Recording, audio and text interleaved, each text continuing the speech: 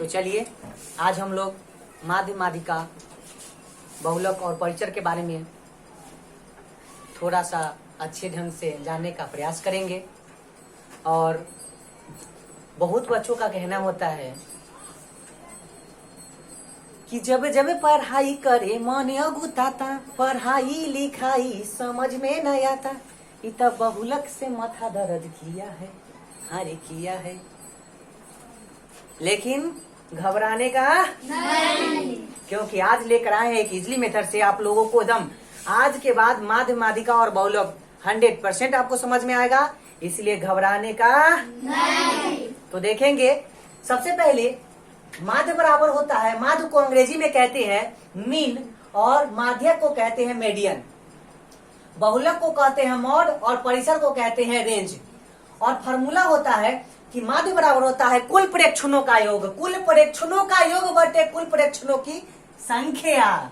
और माध्यक माने कहने का मतलब है कि बीच में आने वाली संख्या। मध्य में एक कोई व्यक्ति को जब हम किसी को कहते हैं कि सब जाओ, कोई व्यक्ति वहां पर जाकर सभी के बीच में जाकर खड़े हो जाओ, माने कि मध्य में खड़े होने की बात हो रही है, तो माध्यक बराबर होता है बीच में आने वाली संख्या। और बहुलक, बहुलक बराबर होता है अधिकतम बार आने वाली संख्या, नहीं माने कि बहुत बार जो आएगा वही बहुलक कहलाएगा। और आगे है परिसर, जो कि परिसर बराबर होता है उच्चतम मान माइनस न्यूनतम मान। तो घबराने का नहीं, क्योंकि आज हम लोग एक बहुत ही आसान तरीका से सीखने जा रहे हैं और बहुत ही अच्छा मजा भी आने वाला है, क्योंकि हिसाब बहुत ही बेहतर है। तो देखेंगे सबसे पहले प्रश्न कहा है कि बहुलक 3, 4, 7, पहला प्रश्न देखेंगे 3, 4, 7, 2, 7, 6, 7, 9 का बहुलक ज्ञात करें। तो सबसे पहले उसमें देख लिया, और बहुलक बराबर होता है अधिकतम बार आने वाली संख्या। तो इसमें देखिए कि सबसे ज्यादा कौन संख्या आया है बार बार? 7 नहीं, तो 7 हो गया बहुलक, जो ज्यादा बेर आएगा वो है बहुलक, अधिक बार आने वाली संख्या। दूसरा में भी निकालना है बहुलक तो प्रॉब्लम नहीं होना चाहिए। और तीसरा में माध्यक है, तो माध्यक का मतलब होता है बीच में आने वाली संख्या। और इसमें देखना है बहुलक माध्यक निकालने से पहले याद रखिएगा बात, सबसे पहले आरोही क्रम में सजा लेना है, आरोही क्रम में उसको सजाएंगे। लिखा हुआ है क्वेश्चन है 5, 3, 7, 6, 4, 2, इसको सबसे पहले आरोही क्रम में सजा लेंगे। तो आरोही क्रम में सजाने का मतलब है कि सबसे पहले 2 आएगा, 3 आएगा, 5 आएगा, 6 आएगा और 7 आएगा। और दोनों पट्टी से इधर से भी 2 कट जाएगा, इधर से 2 बचेगा, तो माध्यक क्या कहलाएगा? माध्यक बराबर हो जाएगा 5। क्लियर होगा कि सबसे पहले माध्यक निकालने के लिए आपको असेंडिंग ऑर्डर माने कि बोले तो आरोही क्रम में सजाना पड़ेगा, और फिर आरोही क्रम सजा के और तब उसका माध्यक निकालना पड़ेगा। इस तरह से पहला सवाल ये आपका माध्यक निकालने का बात हुआ। कहता है कि प्रथम 5 पूर्ण संख्याओं का माध्य ज्ञात करें। प्रथम 5 पूर्ण संख्या वैसी संख्या जिसमें शून्य और सभी गिनती की संख्या होती है, गिनती की सभी संख्या और उसमें शून्य इंक्लूड होता है, उसे हम लोग पूर्ण संख्या कहते हैं। तो कहता है प्रथम 5 पूर्ण संख्याओं का माध्य ज्ञात करें। तो प्रथम 5 संख्याओं का माध्य ज्ञात करने के लिए प्रथम 5 पूर्ण संख्याओं का माध्य ज्ञात करने के लिए बोला, तो पूर्ण संख्या होता है 0, 1, 2, 3 और 4। ये हो गया 5 गो पूर्ण संख्या। कई गो पूर्ण संख्या? 5 गो हो गया। और जब 5 गो हो गया तो संख्या तो 5 गो है देले, तो जय गो बोलेगा तो से भाग नहीं, तो माध्य निकालना है। तो माध्य बराबर होता है कुल प्रेक्षणों का योग बटे कुल प्रेक्षणों की संख्या।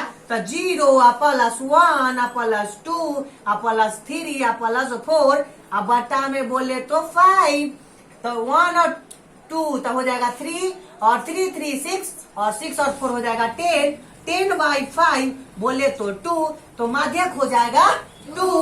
तो अगला सवाल पर चलते हैं। कहता है प्रथम 3 लगातार प्राकृत संख्याओं का माध्य ज्ञात करें। प्राकृत संख्या वैसी संख्या जो गिनती की सभी संख्या को प्राकृत संख्या कहते हैं, नहीं तो जैसे आप जानते ही हैं कि all counting number is called natural number. तो चलिए तो देखते हैं उसको।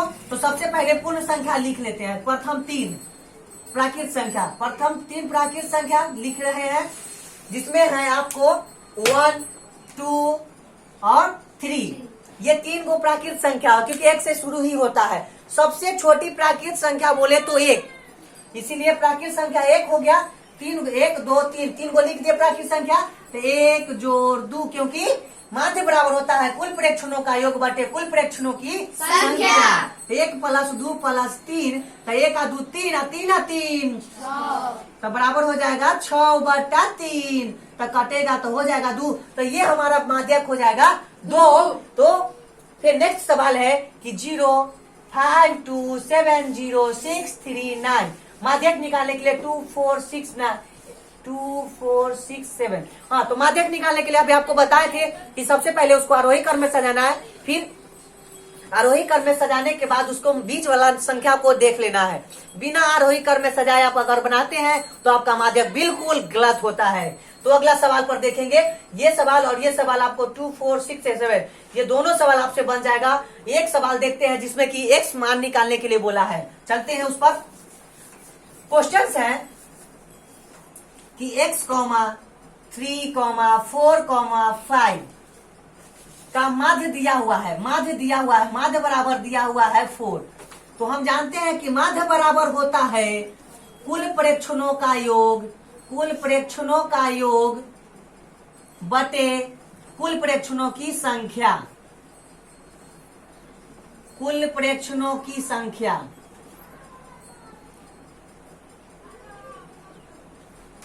ये सवाल नंबर है आपका 8 नंबर। तो देखिए, तो सबसे पहले तो माध्य दिया हुआ था, जहां माध्य दिया हुआ है वही लिखेंगे माध्य, और कुल प्रेक्षणों का तो हो जाएगा x + 4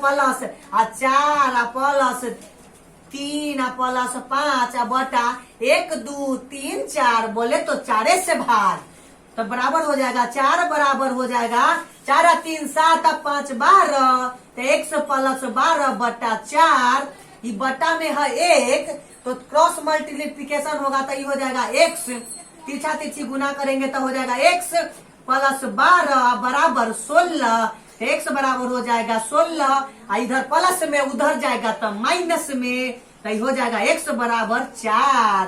तो x का मान ये इस तरह से आप लोगों ने निकाला सीखा। अब किसी भी प्रकार से आपको भूलेगा x मान निकालने के लिए, तो x वाला क्योंकि चौर जो होगा से अलग रहेगा, अचर अलग रहेगा, तो इसीलिए चौर नहीं जुटेगा।